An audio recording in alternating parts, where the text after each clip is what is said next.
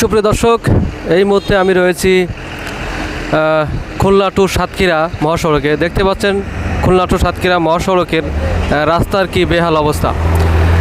এই যে আপনারা যখন খুলনা থেকে চুকনাগরে আসবেন, ঠিক চুকনাগরে আসার সময় এই রাস্তার এই অবস্থা আপনারা সব জায়গাতে দেখতে পাবেন। কারণ এই রাস্তা দিয়ে প্রতিদিন প্রায় কয়েক লক্ষ লক্ষ লোক কিন্তু চলাচল করে এই রাস্তাটা দিয়েই।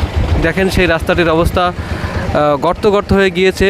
ঠিকমতো সবাই গাড়ি ঘোড়া যারা চালায় তারা কিন্তু চালাতে পারতেছে না। ভ্যান, রিক্সা, বাস, ট্রাক কোনো কিছু কিন্তু তারা ঠিকমতো চালাতে পারছে না। আমি যদি আপনাদেরকে আরও সামনের দিকে নিয়ে যাই, পুরাটা রাস্তা জুড়েই কিন্তু এই অবস্থা। খুলনা টু সাতক্ষীরা যে মহাসড়কটা রয়েছে, সেই মহাসড়কের খুলনা থেকে চুকনাগর পর্যন্ত যে রাস্তাটি রয়েছে